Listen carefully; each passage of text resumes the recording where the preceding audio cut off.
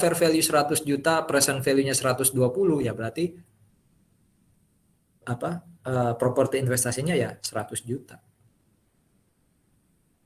Ya. Nah, kreditnya namanya lease liability ya. Lease liability. Itu diatur di PSAK 16, PSAK 30 paragraf 16 tentang sewa. Jadi ini nggak perlu saya bahas ya. Baca aja chapter 21 kemarin cara memperolehnya. Jadi kita kalau jadi di sini kita berarti XYZ. Kalau kita jadi akuntannya XYZ, ini di present value kan aja. Ya, ini di present value kan aja. Oke. Fair value-nya 100. Kalau sampai ini lebih rendah dari di present value kan lebih rendah dari 100, itu yang kita jadikan properti investasi. Tapi kalau ternyata ini kita present value kan lebih besar dari 100, maka 100 juta lah, 100 ribu lah yang jadi properti investasi. Ya, jadi mana yang lebih rendah antara present value atau fair value? Ya, di sini saya berikan hint-nya, petunjuknya. 25238 kali PVFAD 5-10%. Ya, cari tabel 4 lagi. Yang dalam kurung ini bandingkan dengan 100. Itulah nilai properti investasi. Dan saya tulis di sini ya. Anda cari sendiri. Itu baru aja kita pelajari sebelum tes 1. Sekali lagi ada pertanyaan? Premium atau premi yang dibayar untuk sewa. Jadi saya nyewa, selain annual lease payment, saya juga bayar premium. Ya, maka premium atau premi tersebut itu bagian dari lease payment saya dan harus masuk dalam biaya perolehan, tetapi tidak masuk dalam lease liability. Ya, tidak masuk dalam lease liability. Jadi waktu menghitung present value, dia nggak perlu masuk, cuma dia akan dianggap sebagai tambahan dari present value. Ya, tambahan dari present value. Oke. Tanggal 1 Januari setuju untuk menyewa ya 1M capital lease. Ada 5 kali angsuran 250 juta. Ini 8% ya, dihitung seperti biasa kan? Ya. Jadi harga perolehan properti investasi adalah 250 ya dikalikan dengan ini. Oke. Premiumnya itu dihitung dengan cara ini dikurangi 1M. Ya, itu premiumnya. Kalau sudah ketemu angka ini, itulah premium, maka lease liability adalah harga atas kurangi dengan premiumnya. Ya, kurangi dengan premiumnya. Ya, jadi silakan hitung ini, lalu nanti ini masukkan ke dalam kurung ini, kurangi 1M, itu premium. Lease liability berapa? Ya, harga perolehan yang atas kurangi dengan premium. Ya. Oke. Hak atas properti yang dikuasai dengan cara sewa dan masuk dalam kategori, sorry ini kelemahan kalau banyak bicara. Langsung nggak enak tenggorokannya. Kalau saya punya hak ya, bukan hak milik ya, tapi hanya hak guna atau hak sewa, dan itu jadi properti investasi, maka hak tersebut dicatat sebesar fair value-nya. Bukan dicatat sebesar nilai propertinya, tapi nilai haknya. Ya, nilai haknya. Oke. Jadi sebenarnya slide-slide ini mau menjelaskan, waktu kita nyewa atau memperoleh tanah bangunan lalu mau kita jadikan properti investasi, lalu muncul banyak variasi biaya tambahan, itu bagaimana sih perlakuan akuntansinya, itu sudah dijelaskan semua. Nah, alternatif perolehan tadi baru 2 sih yang saya berikan, yang bisa dibeli, bisa disewa. Tapi sewanya pakai capital lease. Mau disewakannya nanti pakai operating.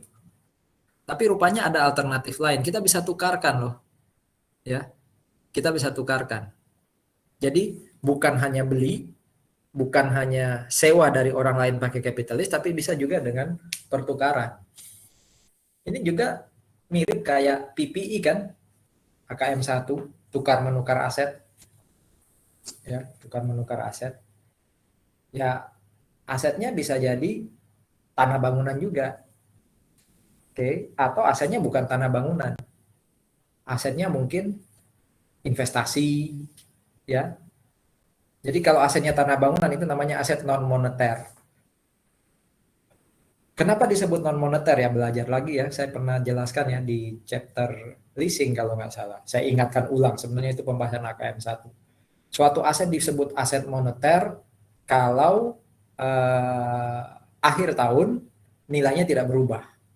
Tidak ada fair value yang berubah dibandingkan dengan cost. Tapi kalau ada kemungkinan cost dan fair value akhir tahun berbeda, nah itu aset non moneter. Contoh aset non moneter itu apa? Inventory, ya, property, plant and equipment, ya, aset tetap ya, termasuk properti investasi.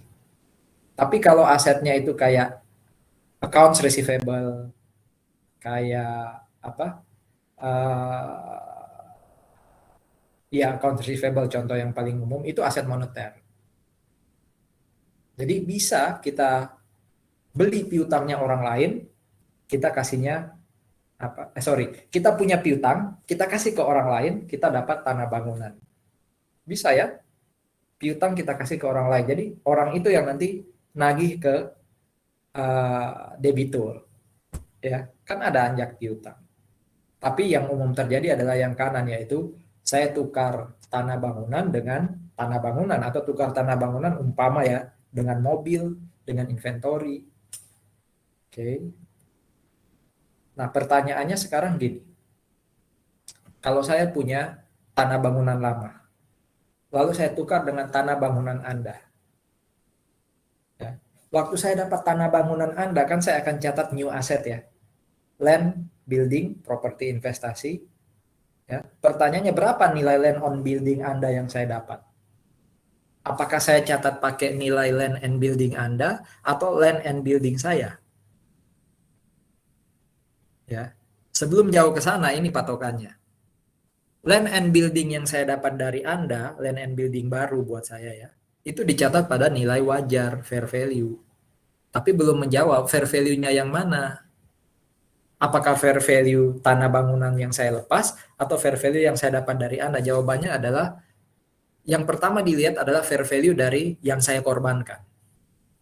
Jadi kalau tanah bangunan saya itu 100, saya dapat tanah bangunan Anda 80, itu kan seakan-akan saya mengorbankan tanah bangunan saya yang 100 demi dapat tanah bangunan baru. Berarti nilai tanah bangunan Anda buat saya itu 100.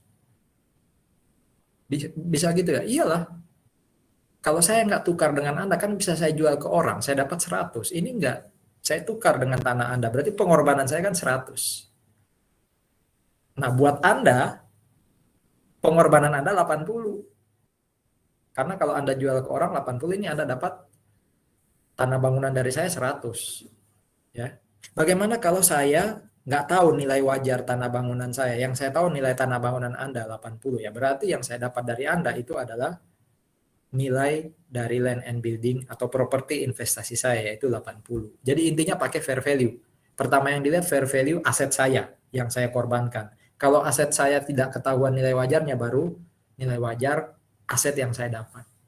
Itu kan aset tetap ya, PPI banget tuh AKM 1 pembahasannya. Bagaimana kalau dua-duanya nggak diketahui? Ya pakai book value, nilai buku. Nilai buku yang mana? Aset saya atau aset yang saya dapat? Lihat lagi, kalau saya tahu book value saya, harusnya tahu ya, maka aset yang saya dapat itu saya nilai sebesar book value aset saya. Bagaimana ngitung book value, Pak? Wah, ini. Kalau tanah ya, cost-nya itu book value-nya. Ya, atau kalau nilai tanah naik terus ya, kita pakai fair value, maka fair value terakhir itu adalah book value-nya. Kalau bangunan, ya cost kurangi akumulasi penyusutan. Itu kan book value. Jadi patokannya nilai wajar atau fair value. Kecuali ya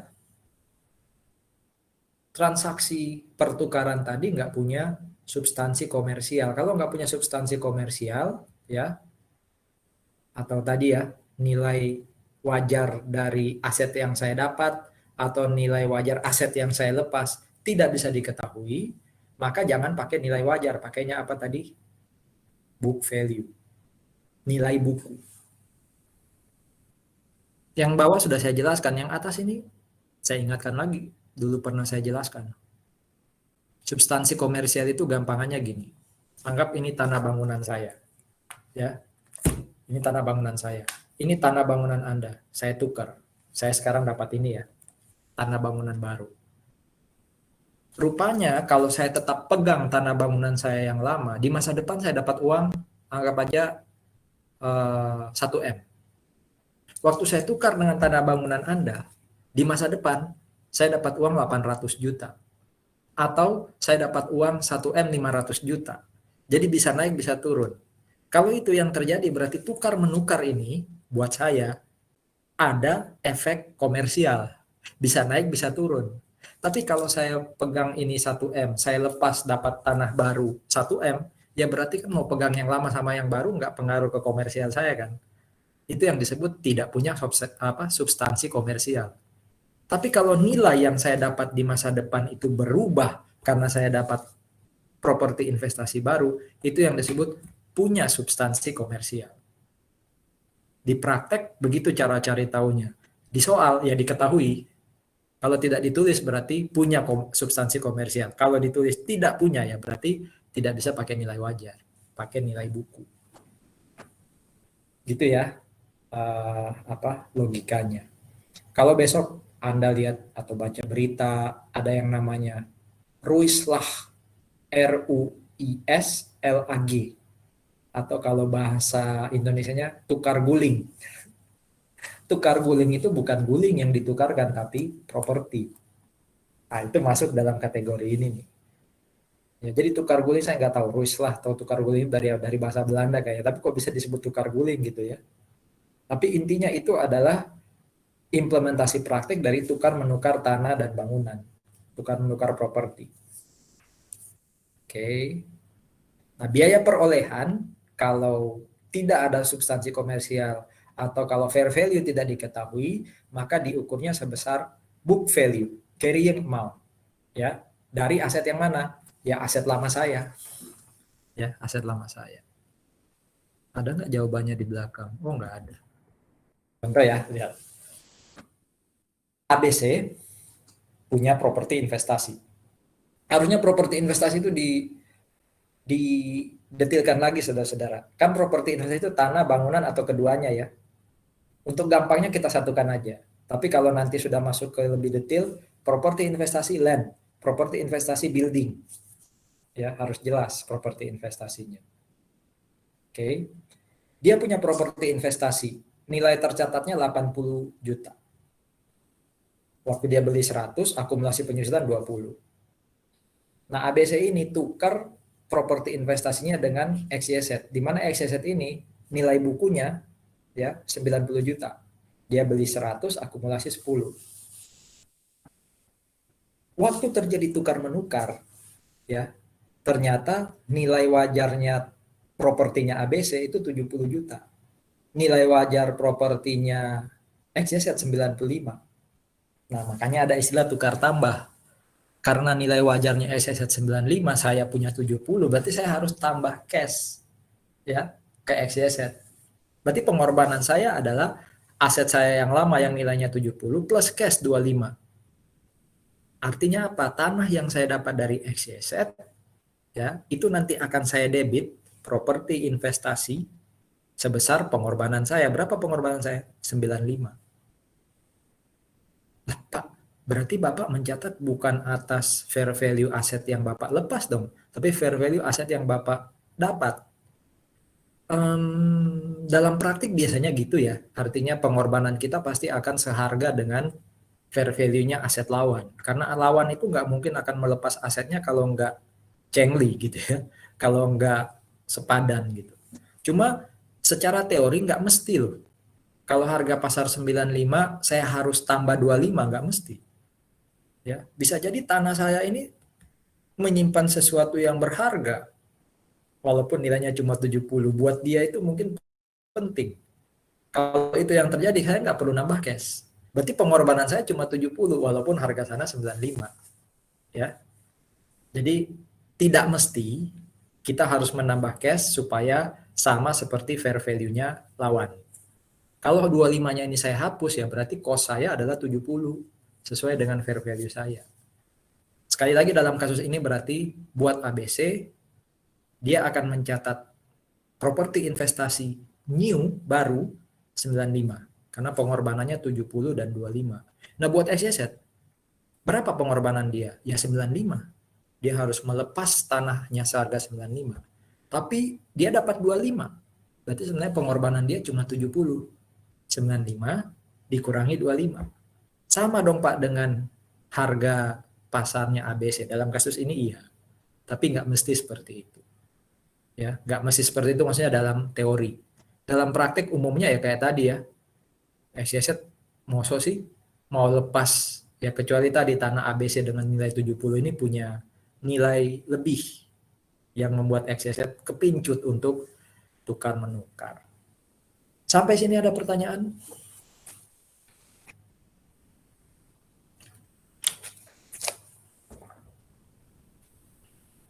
Masih belum menjawab, per 31 Desember akan saya akui sebesar cost, sebesar fair value, memilih atau wajib pakai fair value, atau wajib pakai cost.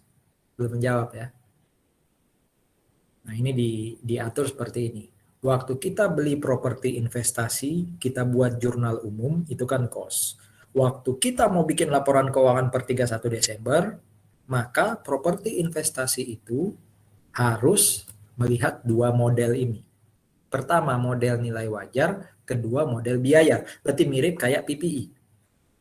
Lihat cost dan lihat fair value. Tapi belum menjawab lagi Pak.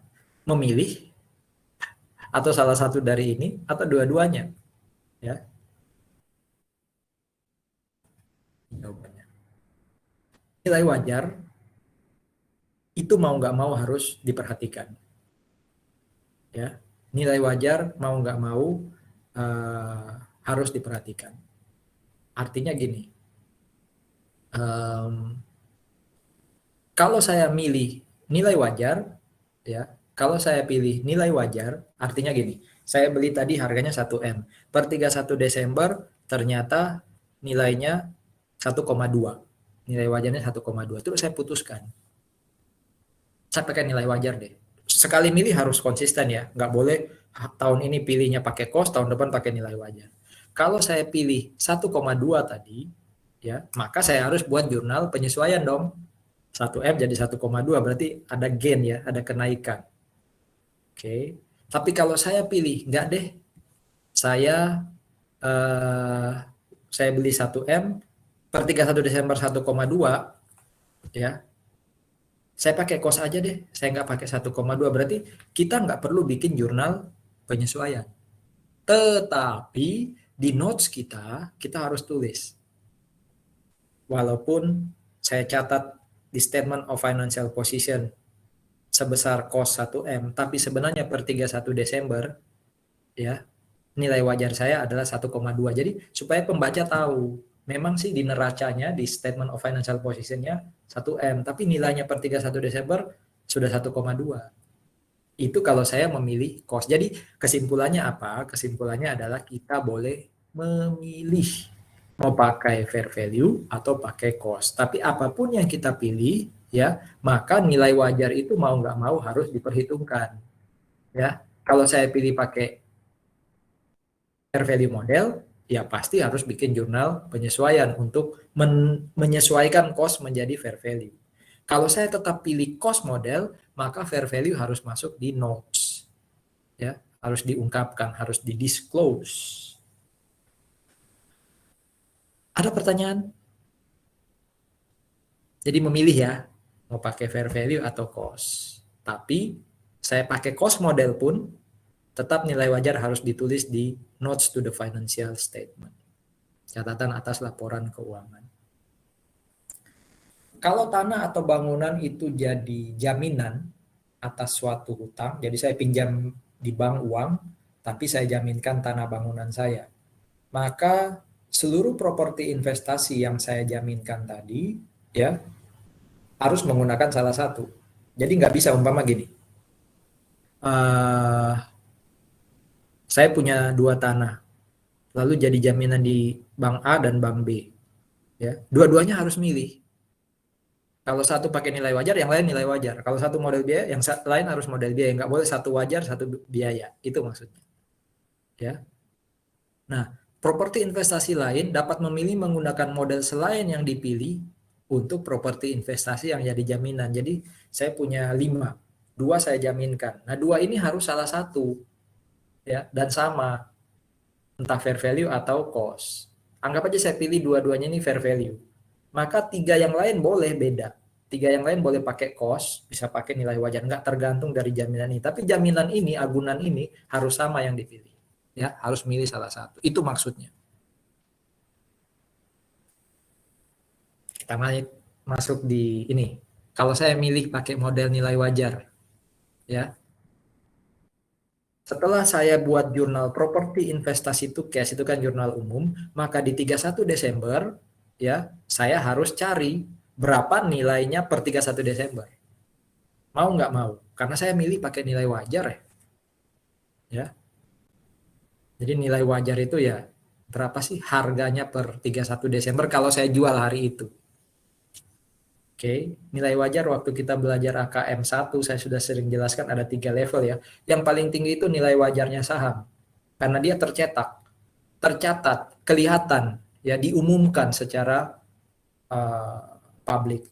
Yang kedua adalah market value. Jadi market value itu nggak sama banget dengan fair value. Fair value paling tinggi ada yang namanya quoted, terkuotasi, tertulis, ya. Yang kedua namanya market value. Market value ini adalah perbandingan antara aset kita dengan aset lain, ya. Itu yang disebut market value. Jadi market value itu level kedua. Biasanya nilai properti atau tanah bangunan itu level kedua dari fair value. Kalau nggak ada quoted price, nggak ada market value, ada level ketiga yang paling rendah namanya penghitungan. Present value itu termasuk dalam kategori fair value tapi level terakhir, ya. Intinya gini, kalau saya pakai fair value model, maka saya harus melihat market value dari properti saya per 31 Desember. Jadi kalau saya beli 1M, ternyata akhir tahun jadi 1,2, ya, saya harus mengganti nilai properti investasi saya di neraca, di statement of financial position menjadi 1,2. Berarti harus saya debit lagi tuh property investment 200 juta di debit. Kreditnya apa? Nanti kita lihat. Pak, kalau turun jadi 900 juta, ya sudah, properti investasi saya kredit. Berkurang kan? 100 juta. Debitnya apa? Nanti kita lihat. Nah, ini langsung dijawab. Kalau ada gain atau kalau ada loss karena properti investasi tadi naik atau turun, maka semuanya masuk dalam income statement. Beda kayak PPE. PPE itu kalau naik, ya, gain, ya, dia nggak masuk income statement. Dia masuk OCI, Other Comprehensive Income. Langsung nambah equity, nggak melewati net income. Tapi kalau loss, dia masuk income statement, masuk di other expense. Itu kalau PPE. Tapi kalau properti investasi, mau gain mau loss, semua mempengaruhi income statement. Ya, semua mempengaruhi income statement. Ini contohnya. ABC beli properti investasi, kosnya 100. Ada akumulasi depresiasi. Ya, ini berarti bangunan nih. Kita anggap tanahnya nggak dihitung lah, ya. Harusnya kan ada tanah. Ada bangunan, masa nggak ada tanah? Berdiri di mana dia? Di atas pohon, gitu. Pohon aja di atas tanah gitu kan. Intinya kita kesampingkan dulu lah unsur tanah. Jadi 100 juta disusutkan ada akumulasi 20. Per 31 Desember ternyata nilainya 75. Kita hitung dulu. Book value-nya ternyata 80 kan, cost kurangi akumulasi, ya. Book value-nya 80. Fair value-nya 75. Berarti kalau book value 80 di pasar hanya dihargai 75, ya saya loss 5 juta. Nah, loss-nya itu masuk ke apa? Income statement. Ya, masuk ke income statement. Kerugian karena penurunan nilai. loss on impairment, semoga masih ingat. Nah, jurnalnya seperti apa? Jurnalnya seperti ini. Akumulasinya yang 20 dihapus, jadikan 0. Ya. Ruginya yang 5, rugi 5 itu dari 80 kurangi 75 ya. Itu di debit. Loss on impairment-nya 5 juta. Nah, properti investasi nilainya kan sekarang tinggal 75 ya. Awalnya kan 100. Berarti dia harus dikredit 25 juta. Yang 5 juta ini masuk income statement. Ada pertanyaan? Bagaimana kalau saya pilih cost model? Ya sudah, kalau pilih cost model ini nggak usah dilihat, Besti. Ya, lihat aja. Berarti di statement of financial position saya tetap dicatat 100, di bagian pengurangnya ada accumulated depreciation 20, berarti book value-nya 80. Ini ignore kalau saya pilih model cost. Tapi kalau saya pilih model nilai wajar, ya saya harus buat jurnal ini dong. Satu yang perlu saya tekankan, mau pakai cost model atau fair value model, tetap disusutkan dulu. Jadi depreciation expense to accumulated depreciation tetap harus dibuat. Jadi itu disusutkan dulu. Nah, kalau saya pakai cost model, saya nggak perlu bikin jurnal ini. Kalau saya pakai fair value model, baru muncul jurnal ini. Jadi akumulasi yang saya buat waktu penyusutan dihapus. Ingat loh ya, mau pakai fair value atau cost model, tetap disusutkan terlebih dahulu. Jadi sama kayak PPI. Ya, sama kayak PPI. Kecuali tanah loh ya, tanah tetap nggak bisa disusutkan.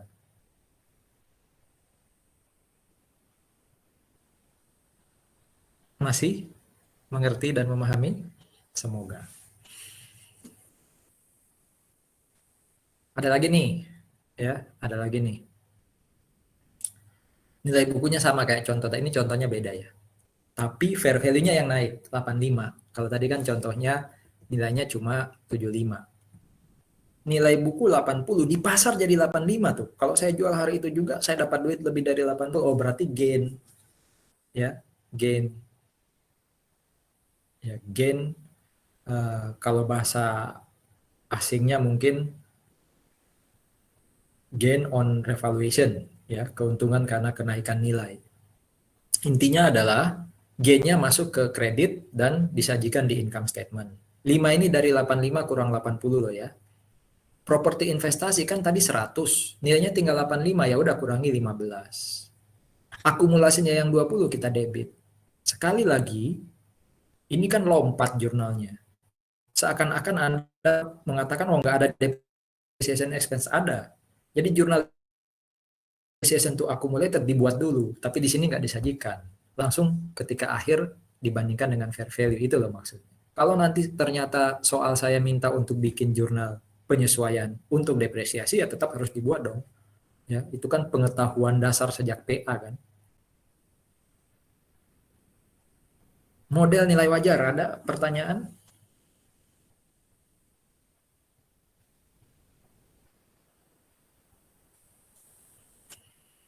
Oke, bagaimana kalau model biaya?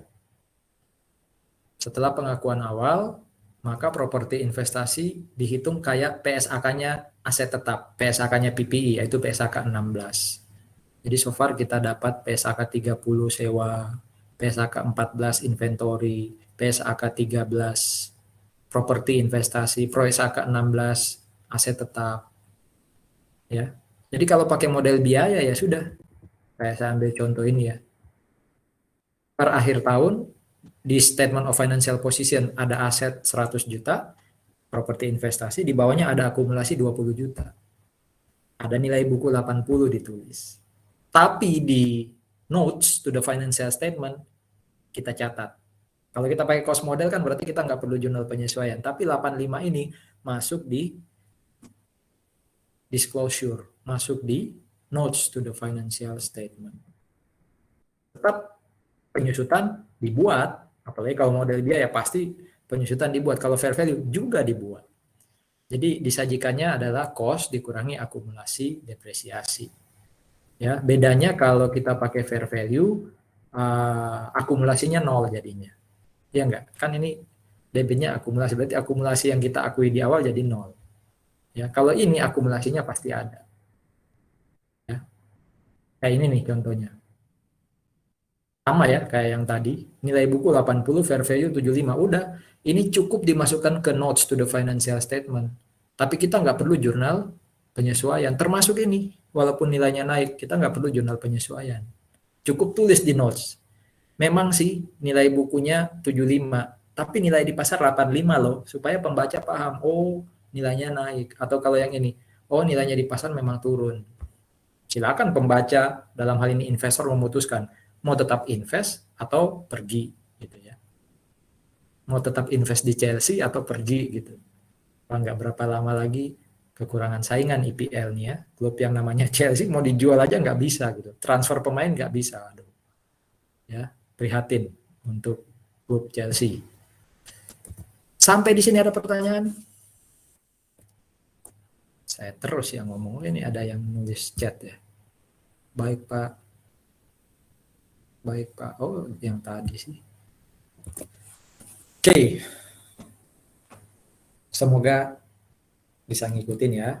Sekarang ada yang namanya transfer. Transfer ini artinya perpindahan atau perubahan intensi atau tujuan. Awalnya saya beli tanah bangunan untuk kantor. Tapi akhirnya saya berubah setelah 2 tahun saya miliki, mau saya sewakan. Berarti dari aset tetap jadi properti investasi. Atau kalau dibalik, awalnya mau saya sewakan, nggak ada yang sewa-sewa, udah saya jadiin kantor. Jadi aset tetap menjadi uh, properti investasi menjadi aset tetap. Awalnya tanah bangunan untuk dijual, nggak ada yang beli, saya sewain aja. Inventory jadi PI. Atau sebaliknya, PI jadi inventory. Itu yang disebut transfer. Nah, kita mau lihat jurnal waktu terjadi transfer itu kayak apa sih? Bisa karena kita dari PI ya menjadi aset tetap ya. Jadi saya awalnya beli, mau saya sewakan ke orang lain atau spekulasi, tiba-tiba saya katakan saya butuh nih jadi kantor atau jadi gudang. Ya sudah, kalau hari ini saya katakan saya butuh jadi kantor atau gudang, maka hari ini juga terjadi transfer dari PI menjadi aset tetap. Berarti yang awalnya PI ada di Statement of Financial Position, saya hapus, saya kredit. Saya seakan-akan dapat aset baru yang namanya equipment. Gitu ya. Atau yang kedua, ya, saya awalnya properti investasi. Tapi kok nggak ada yang sewa, wis tak jual aja lah, jadi inventory saya lah. Ya, jadi inventory saya lah. Nah, berarti hari ini ketika saya putuskan menjadi inventory, ya sudah, inventory di debit pada properti investasi. Bisa juga dibalik ya, properti investasi jadi aset tetap, properti investasi jadi inventory. Ya. Kayak ini nih, saya awalnya mau pakai untuk gudang atau kantor, terus saya putuskan udah deh saya sewain. Ya berarti dari aset tetap atau equipment menjadi properti investasi. Atau bisa jadi awalnya properti investasi, ya awalnya jadi awalnya inventory lalu mau jadi properti investasi. Karena jual-jual kok nggak ada yang mau beli, wes tak sewain ada ke orang lain, tapi pakai operating list ya. Nanti inventory jadi properti. Jadi semua kemungkinan mungkin muncul ya. Yang pasti melibatkan properti investasi. Bisa dia menjadi yang lain atau yang lain menjadi dia. Itu yang disebut transfer. Yang mau kita lakukan adalah melihat jurnal saat terjadi transfer. Nah, ini sangat tergantung dengan model yang dipilih di awal. Apakah model biaya atau fair value? Kalau model yang kita pilih model biaya atau cost model, maka transfer PI ke aset tetap ke PI, PI ke inventory, inventory ke PI, itu dipakai kriteria ini. Book value, carrying amount dari aset lama, itu akan menjadi cost aset baru. Jadi kalau PI menjadi aset tetap, berarti nanti saya buat jurnal aset tetap to PI, nilai aset tetap yang saya debit itu sama kayak cost-nya PI. Kalau dibalik aset tetap jadi PI, berarti PI itu aset tetap akan ngikut book value-nya aset tetap. Jadi enak kalau pakai model biaya. Lihat aja, hitung aja book value-nya aset yang lama itu dikredit, lalu itu akan jadi nilai barunya, nilai dari aset yang baru, gitu ya. Jadi tidak mengubah sama sekali penghitungan carrying amount dari aset yang lama. Ya, lebih simpel pasti. Ya, fair value pasti ada beban atau ada cost untuk melihat nilai baru gitu ya, berarti ada gain or loss, berarti nanti transfer pun berarti dia akan lebih sulit dikit dibandingkan cost model. Ini contohnya. Saya awalnya beli properti investasi harganya 100. Akumulasinya 25. Berarti book value-nya berapa? Langsung cepat hitung dong ya. Book value itu cost kurangi akumulasi, berarti book value-nya 75. Fair value properti investasi per 31 Desember adalah 85. Ya, adalah 85. Ini masih belum menjawab saya pakai cost atau fair value ya. Yang pasti book value 75, fair value 85. Besoknya 1 Januari 2021 saya ganti tujuan penggunaannya yang awalnya PI, saya jadikan aset tetap. Ya, saya jadikan aset tetap. Saya hitung dulu tadi. Berarti book value-nya PI 75. Ya. Kalau saya jadikan itu pakai model cost, berarti kan book value-nya PI ini akan jadi cost-nya aset baru. Dalam hal ini PPI. Berarti PPI saya kalau saya pakai cost model itu sebesar book value-nya PI. Jadi saya debit PPI ya, property plant and equipment atau aset tetap 75. Saya debit akumulasi depresiasinya PI, kan 25 itu ada di kredit ya, supaya 0 itu saya debit. Sementara cost-nya PI saya kredit 100. Ini jurnalnya yang bawah. Ya. Jadi tentukan dulu book value-nya yang lama berapa. Kalau kita pakai cost model berarti itu yang akan jadi cost aset yang baru. Ya. Ini berarti PI jadi PPI ya. Bagaimana kalau yang lain ini biar enak dilihat. Sebentar.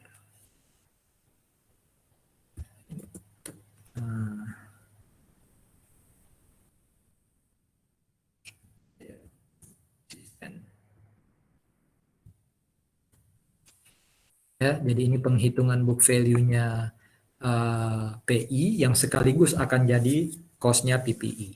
Udah PPI di debit sebesar book value-nya PI. Ya. Berarti cost-nya PI dihapus, akumulasinya PI dihapus. Bagaimana kalau yang terjadi berikutnya? Awalnya aset tetap, sama kayak yang tadi ya, 100. Akumulasi 20. Per akhir tahun nilainya 85. Ternyata dirubah menjadi properti investasi. Kalau kita pakai cost model berarti ya cari aja berapa book value-nya. Oh, book value-nya 80. Berarti kalau PPI jadi PI, PI-nya ya 80 dulu di debit. Cost of aset tetap atau PPI kita kredit 100. Akumulasinya yang 20 kita debit. Ya. Makanya saya bilang cenderung simpel kalau kita pakai cost model. Ya, model biaya. Ini apa nih? Ini inventory menjadi PI. Nah, ini inventory ya mau pakai cost model atau fair value model tetap dia sifatnya complicated. Kita lihat ya. Waktu kita beli 100. Ya, NRV-nya 90. NRV itu net realizable value ya. Cara hitungnya itu adalah estimasi harga jual ya dikurangi dengan estimasi cost. Itu ada kan teorinya di AKM 1. Anggap aja sudah given lah 90. Fair value-nya 95. Nah, kalau Anda masih ingat, inventory itu disajikan bukan berdasarkan cost, bukan berdasarkan fair value, tapi nilai terendah antara cost atau NRV, makanya namanya lower of cost or NRV. Berarti bukan 100, bukan 95, tapi 90. Kalau seandainya NRV-nya ini 110, maka dia disajikannya tetap 100. Jadi cost yang awalnya kita beli 100 itu harus dikurangi, ya, dikurangi menjadi 90. Saya nggak liatin ya jurnal ketika 100 berkurang menjadi 90. Itu kita bisa pakai jurnal COGS to inventory 10, bisa pakai loss to inventory 10. Ya, intinya jurnal itu nggak saya liatin. Yang saya liatin hanya jurnal transfer. Nilai inventory sekarang adalah 90, berarti itulah yang akan jadi cost-nya properti investasi. Ya udah, P itu merchandise inventory 90. Ya. Jadi ada jurnal awal yang mengakui 100 menjadi 90. Saya nggak liatin kan, itu teori inventory. Yang saya liatin hanya jurnal saat terjadi transfer. Intinya berapa cost atau book value dari aset lama? Oh, 90. Nah, itu akan jadi cost dari aset baru. Silakan loh kalau ada pertanyaan. Jadi cost model hilang. Selesai. Kok hilang? Bagaimana kalau fair value model? Ini yang agak rumit. Serumit kamu. Iya, kamu.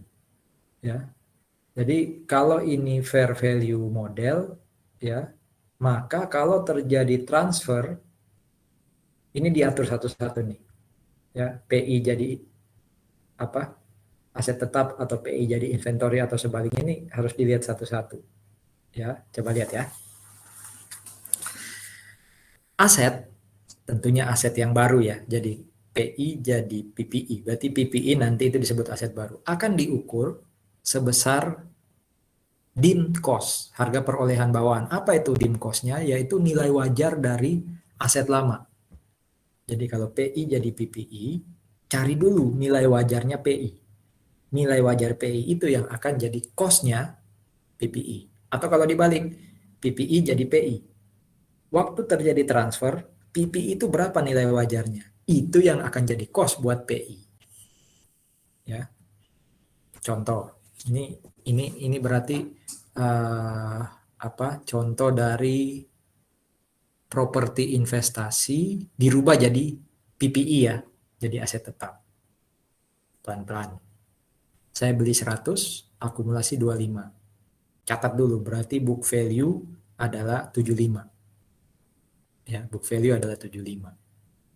Per 31 Desember 2020, nilainya jadi 85. Ya, nilainya jadi 85. Nah, karena saya pakai model nilai wajar dan saya mau transfer, berarti 85 ini akan jadi cost-nya PPI. Kan saya mau jadi dari PI menjadi PPI, berarti 85 ini akan jadi cost-nya PPI. Ya. Nah, saya hitung dulu. Book value-nya kan 75. Di pasar nilainya 85, berarti sebenarnya PI ini punya gain 10. Ya, PI ini punya gain 10. Nah, di sini saya liatin jurnalnya deh. Saya nggak liatin langsung jurnal transfernya ya. Saya liatin jurnal untuk kenaikannya. Jadi PI ya, saya debit 75. PI saya akumulasinya saya debit 25 karena kan dinolkan ya. PI saya kurangi 15 karena 100 menjadi 85, berarti kan saya kurangi 15. Ada gain 10 dari mana? 85 berbanding 75. Gainnya ada di kredit. Ini bukan jurnal transfer, tapi jurnal untuk mengakui adanya gain. Nah, berarti sekarang nilainya nilainya PI kan tinggal 85 ya, karena 100 kurangi 15. Ketika dia berubah menjadi equipment atau PPI, berarti 85 itu nanti akan dikredit sekaligus menjadi nilainya PPI. Jadi debit PPI itu PI 85. Loh, akumulasinya nggak dihapus lagi, Pak. Apa yang mau dihapus? Uang sudah hilang kok, sudah nol kan? Kapan muncul akumulasi? Ya waktu disusutkan. Depreciation expense to accumulated 25. Di sini accumulatednya dihapus. Ada pertanyaan?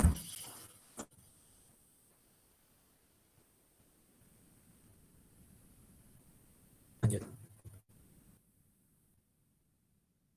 Kalau terjadi transfer dari aset tetap, makanya satu-satu ya. Tadi kan ini contoh kalau properti yang digunakan sendiri, properti investasi menjadi aset tetap, ya, atau kalau menjadi inventory. Jadi cara ini juga sama, ya.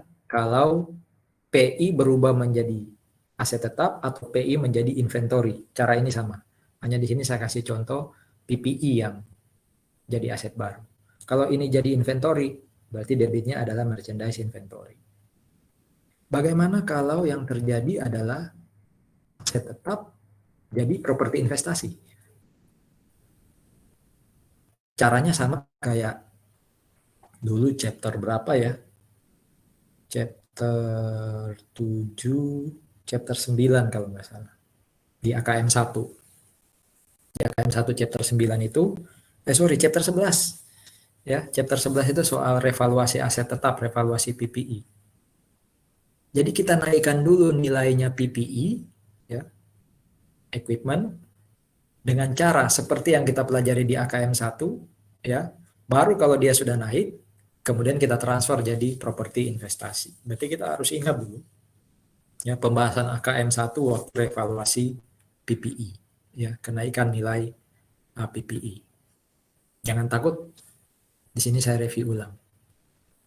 Saya punya aset tetap, cost-nya 100, akumulasi 20. Udah, book value-nya 80.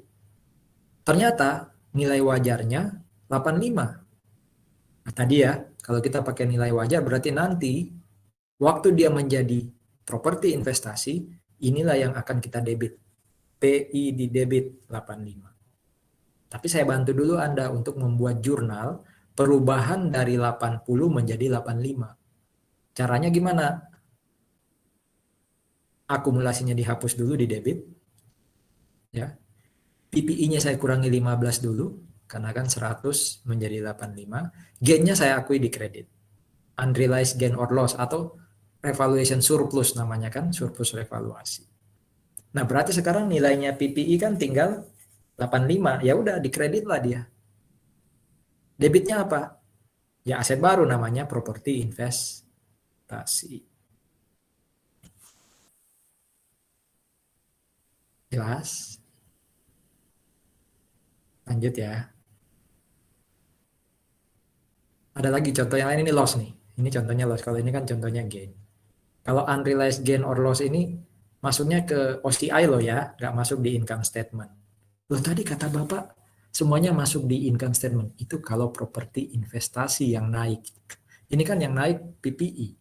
Berarti kita harus lihat perlakuannya aset tetap dulu waktu AKM 1. Ya, makanya di sini ada unrealized gain or loss, itu masuknya di OCI. Bagaimana kalau terjadi loss? Dulu waktu belajar AKM 1, seandainya nilainya turun, dia baru masuk income statement. Makanya ini loss-nya masuk income statement. Berapa loss-nya? Book value 80, tapi di pasar 75, ya udah loss-nya 5. Nah, 75 ini sekaligus akan jadi nilainya properti investasi. Makanya di sini properti investasi kita debit 75. PPI kan sekarang jadi 75 ya, dia dikredit 75. Gimana jurnalnya waktu mengakui nilainya jadi 75?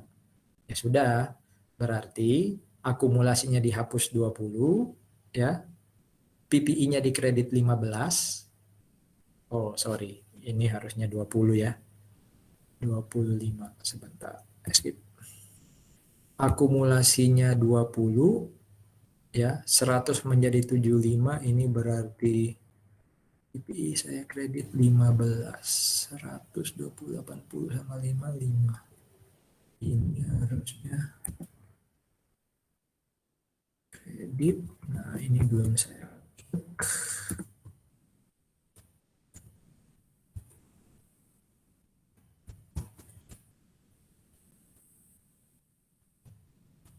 Tolong diperbaiki slide-nya ya.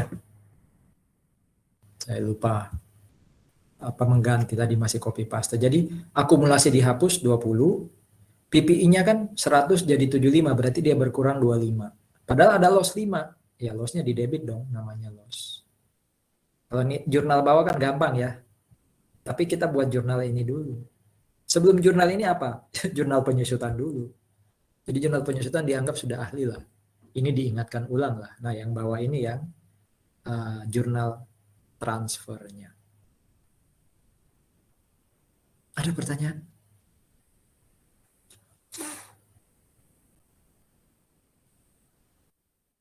Masih model nilai wajar, bagaimana kalau inventory jadi PI? Kalau PI jadi inventory sudah ya yang pertama. Kalau PI jadi aset tetap sudah yang pertama. Yang berikutnya adalah aset tetap jadi PI. Nah ini inventory jadi PI. Ya.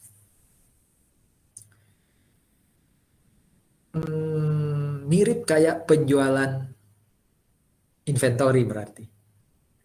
Jadi kita harus apa? Harus ingat lagi waktu jual inventory jurnalnya gimana sih? Kita lihat ya.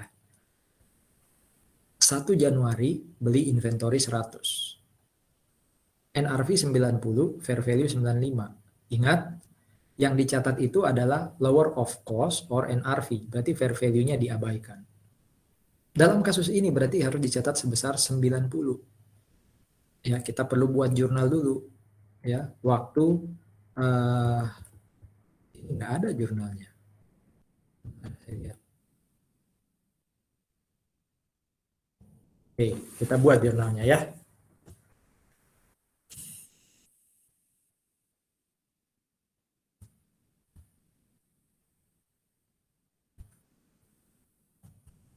Soalnya jurnalnya ini saya kecilin.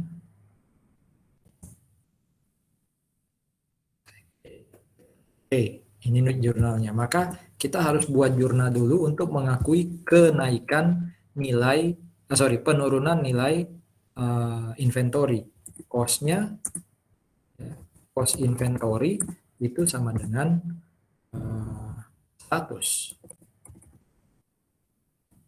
Sementara NRV-nya sama dengan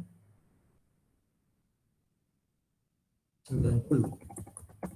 Nah, NRV yang 90 ini itu nanti akan jadi cost PI. Ya, cost PI. Jadi bukan fair value ya, khusus untuk inventory yang jadi patokan itu lower of cost or NRV.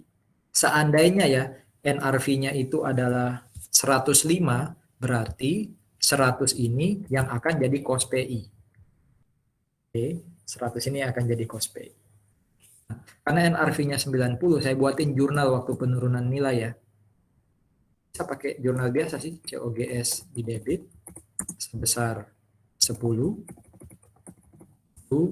merchandise inventory, ya kayak jual barang biasa, kredit 10 juta.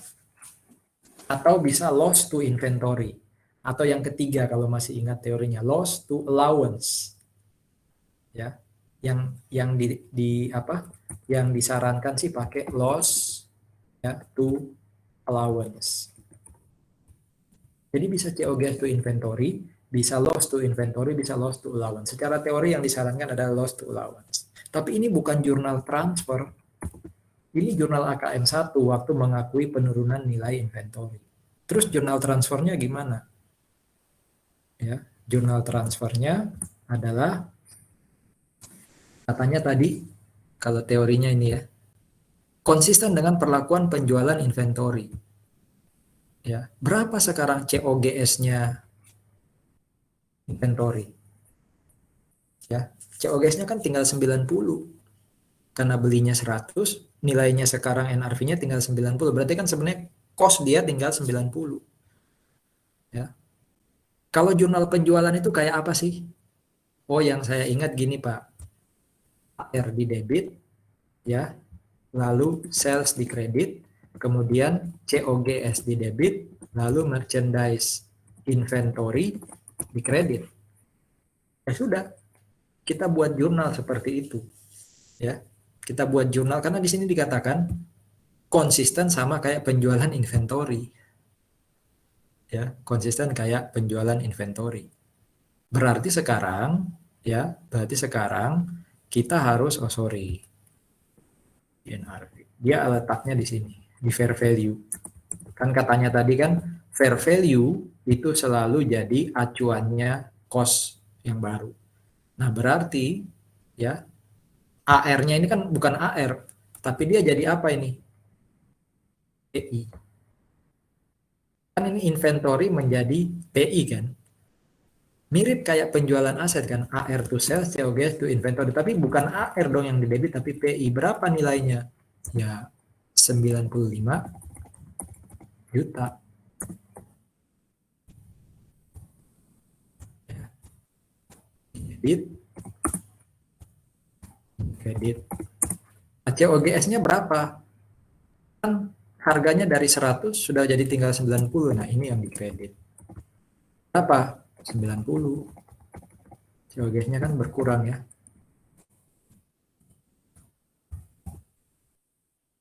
Nanti saya kirimin apa isinya ya, ingatin saya.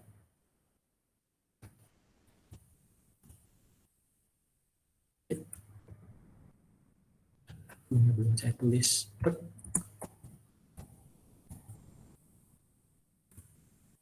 Saya izin ke belakang bentar ya.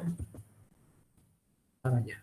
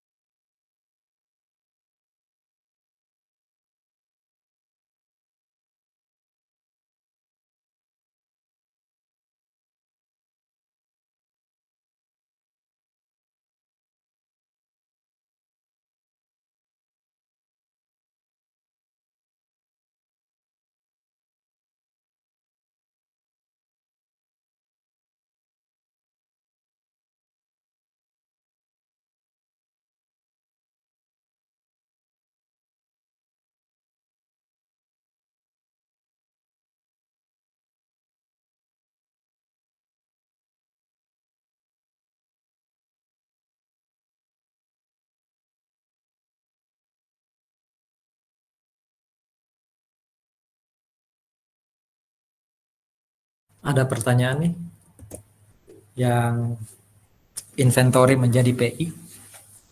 Yang paling rumit memang ini sih ya. Inventory jadi PI dan pakai fair value. Kalau inventory jadi PI pakai cost tadi cenderung lebih mudah. Lanjut ya. Bagaimana kalau terjadi perubahan PI jadi bangunan yang nanti mau jadi PI menjadi PI. Artinya awalnya dibangun, sekarang sudah jadi, bangunannya sudah jadi. Karena kalau awalnya dibangun, ya itu belum boleh langsung jadi PI. Dia akan jadi properti investasi ketika selesai dibangun. Maka kalau ada gain or loss, semua masuk di income statement. Ya, contoh, ada pengembangan properti investasi. Jadi construction in progress itu loh. Selesai dibangun 100. Waktu selesai, jadi uang saya keluarkan semuanya 100. Waktu selesai dia jadi dan nilai di pasarnya 105. Jadi semua biaya saya keluarkan jadi construction in progress 100. Terus karena dia selesai, CIP-nya kan mau saya kredit. Saya jadikan PI. Nah, waktu PI ya, saya akui di debit itu 105. Construction in progress saya kredit 100. Berarti 5-nya apa? Gain. Nah, gainnya masuk apa? Ini masuk juga di income statement. Tidak saya tulis di sini atau ada ya di belakang? Oh, enggak ada. Jurnalnya adalah PI saya debit 105 karena pakai fair value ya. CIP atau construction in progress 100, gainnya 5 ya. gain di sisi kredit 5. Selesailah kita membahas soal transfer. Jadi mau dari apa ke apa tadi sudah kita bahas, mau pakai book value atau mau pakai cost atau fair value, semua sudah kita bahas. Silakan kalau ada yang mau ditanyakan lagi.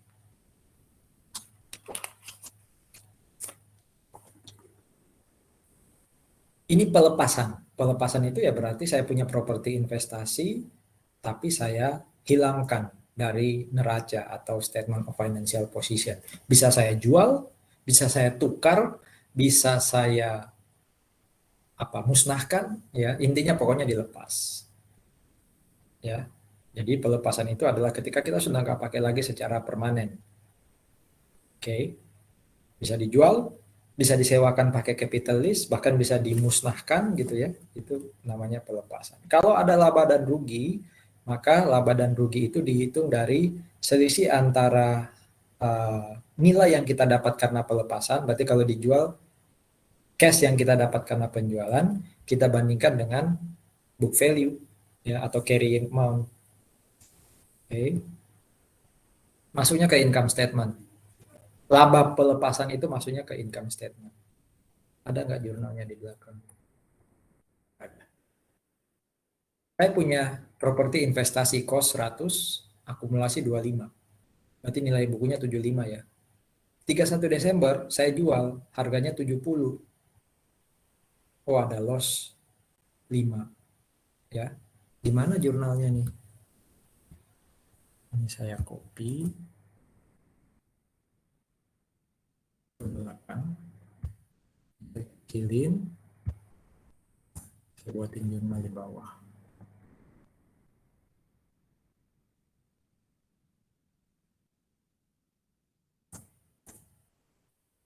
Saya dapat cash di kredit, di debit, nilainya 70. Oke. Akumulasi saya hapus. Jadi akumulasi itu selalu dihapus kalau ada revaluasi, kalau ada pelepasan, ya 25. Nah, ya. PI atau kalau bahasa Inggris ya investment property itu saya kredit sebesar cost-nya 100. Ya. Tadi kita kan simpulkan ada loss ya. Nilai bukunya 75, di pasar cuma 70. Oh, berarti ada loss on disposal. Kemudian karena pelepasan investment properti debit sebesar 5 juta.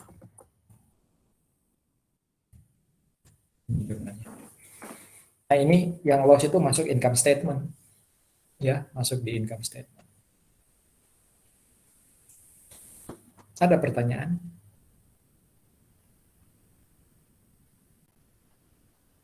Clear ya? Lanjut lagi bicara pelepasan. Kalau seandainya saya melepas properti investasi lalu saya dapat imbalan, bukan harga jualnya loh ya, tapi imbalan, ya, maka imbalan itu harus diakui sebesar nilai wajar. Ya. Nah, jika imbalan ini maksudnya pembayaran, kan awalnya nilai wajar. Tapi kalau pembayaran itu ditangguhkan, maka harus hitung present value. Intinya gitu. Ya, harus dihitung present value-nya. Selisih antara harga yang harusnya kita terima dengan present value itu jadi bunga, ya interest. Oke. Nah, ini yang saya sebut tadi di luar harga pelepasan ya. Jadi saya dan Anda, saya lepas ke Anda. Ternyata ada broker. Saya dapat kompensasi dari broker. Ya. Saya dapat penggantian atau asuransi. Saya dapat penggantian karena nilainya menurun. Maka kompensasi tadi ya dari pihak ketiga apapun bentuknya masuk di income statement. Ya. Jadi debitnya aset, kreditnya revenue, ada revenue. Oke. Jadi saya lepas aset saya. Lalu dapat kompensasi dari pihak ketiga, anggap aja 10 juta. Bisa itu dari broker, berarti cash to atau receivable to compensation revenue. Atau kalau itu insurance berarti cash atau AR to insurance revenue. Ya.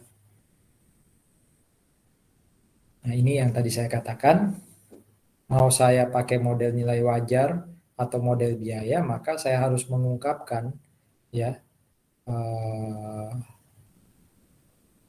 utamanya ketika saya memilih model biaya, maka saya harus mengungkapkan nilai wajarnya berapa ya.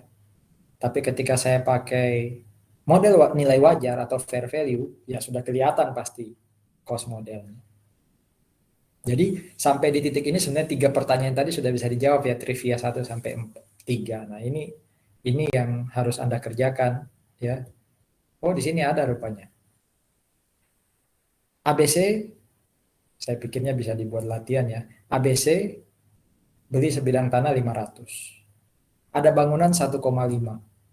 Berarti total properti investasinya 2M. Properti tersebut disewakan pakai operating lease ya, betul ya, properti investasi ini 2M. ABC menyusutkan asetnya pakai straight line. Estimasi useful life-nya ya 20 tahun, estimasi residual value-nya 500. Oke, berarti 1,5 yang dibagi 20 ya. Bukan 2M ya. Karena kan residual value-nya 500. Fair value tanah dan bangunan itu masing-masing 550 dan 1250 per 31 Desember 2020. Nah, hitung dulu book value-nya. Book value-nya adalah karena tanah ya tidak disusutkan berarti tanah itu 500. Oke. Jangan bingung ya. 500 ini nilainya tanah. Kalau bangunan berarti 1,5 itu cost-nya kurangi dengan akumulasi penyusutan. Akumulasi penyusutannya kan berarti 1,5 dibagi 500. Dikurangi 500 ya berarti 1M dibagi 20. Berarti 1,5 kurangi yang dalam kurung kurawal ini. 1M dibagi 20 itu berapa? 50 juta ya. Berarti 1,5 kurangi 50 juta, 1450. 1450 tambah 500, nah book value-nya 1950. Kalau bingung nanti dihitung ulang ya. Nanti hasilnya 1950. Fair value-nya tanah 550, bangunan 1250, berarti fair value-nya 1750. Kalau pakai model biaya yang nggak perlu jurnal, kenaikan nilainya nggak perlu jurnal. Tapi kalau pakai model nilai wajar, maka kita harus akui jurnal, buat jurnal untuk mengakui selisih lebih tanah, ya. Tanah kan naik ya, 500 jadi 550, berarti ada kenaikan tanah 50 juta. Tapi bangunan itu 1450 tinggal 1250 itu harus berkurang nilainya. Adakah jurnalnya? Nah, Anda nanti buat ya sambil latihan. Nggak harus dikumpulkan, tapi coba dibuat latihan. Oke. Kalau trivia, saya sudah bantu hitungin loh ya. Tinggal nanti Anda coba buat model nilai wajarnya. Kalau trivia 5. Oh, real estate, beli tanah. Ini akan jadi inventory awalnya. Inventory ini punya NRV 550 untuk tanah dan bangunan 1250. Fair value-nya ini. Disusutkan kalau punya aset pakai straight line. Estimasi useful life-nya 20, estimasi residual value 500. Ya. Ini awalnya inventory. Kemudian mau jadi PI. Nah, dihitung dulu book value-nya. Oke. 500 sebentar. Nah, 500.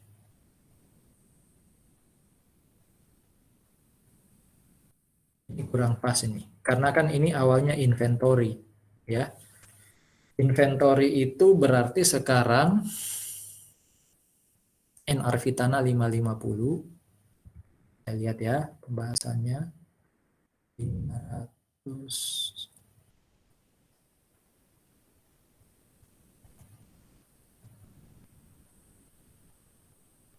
Iya, book value-nya harusnya ya 500 plus 1,5. Sorry ya, inventory masa disusutkan.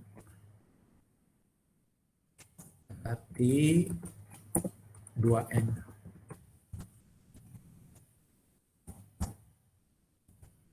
NRV-nya menurut soal 550 dan 1250. 1750. Nah, kalau ini pakai model apa? Biaya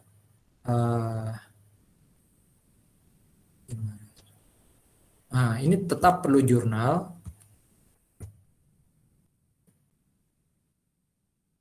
Ini saya hapus.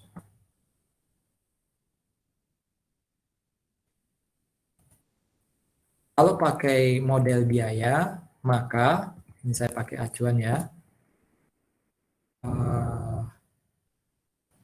Tidak perlu jurnal untuk mengakui penurunan nilai, tapi perlu jurnal waktu terjadi konversi ya dari inventory menjadi PI.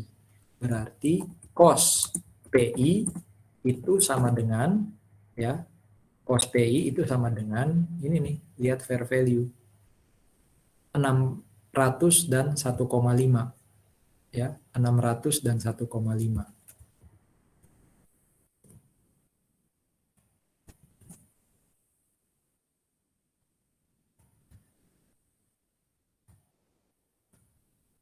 PI sama dengan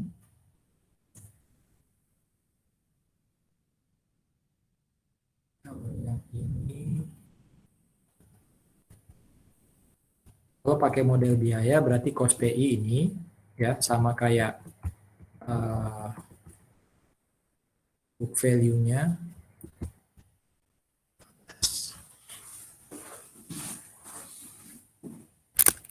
Jadi seandainya karena kan contohnya tadi inventory jadi PI ya, inventory jadi PI, maka book value-nya harus berubah dulu kan. Book value tanah nggak berubah karena kita tetap pakai 500. Tapi book value bangunan itu jadi 1250. Nah, ini saya buat jadi di sini 1250. Totalnya berapa tuh? 1750. Ya. Intinya nanti inventory ya kita akan kredit, oke. Kemudian debitnya kita PI. Berapa nilainya? Ya 1750. Jadi entah kita mau pakai model biaya atau model cost, maka nilai PI adalah segini. Nanti saya kirim revisinya. Tinggal Anda buat jurnalnya. Ya. Kenapa tanah tetap 500? Karena kan lower of cost or NRV. Ya, lower of cost or NRV. Oke, berarti pakainya 500. Kalau bangunan ya lebih kecil NRV-nya berarti 1250 sehingga totalnya menjadi 1750 ya, 1750. Ya, jadi ini Anda latihan buat jurnalnya karena hitungannya sudah ada di sini sama kayak ini kan. Hitungannya sudah ada di sini. Tinggal buat jurnal yang model nilai wajar. Ya, kalau kesulitan nanti bisa chat ya, Pak ini udah benar nggak jurnalnya ya, dan semacamnya. Jadi Anda latihan untuk trivia 4 dan 5 untuk pembuatan jurnal. Ada pertanyaan sebelum saya akhiri? Masih ada waktu ini 25 menit. Sambil Kak Vika bisa disiapin apa? QR. Oke, Pak.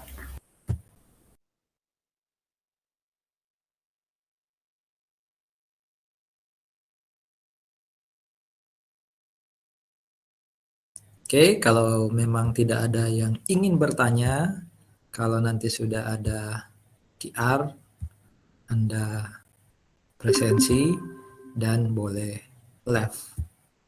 Selamat berakhir pekan, sampai ketemu minggu depan ya. Makasih, Pak. Makasih. Makasih, Pak. Ya. Makasih, Pak. Ya. Makasih, Pak. Makasih, Pak. Makasih.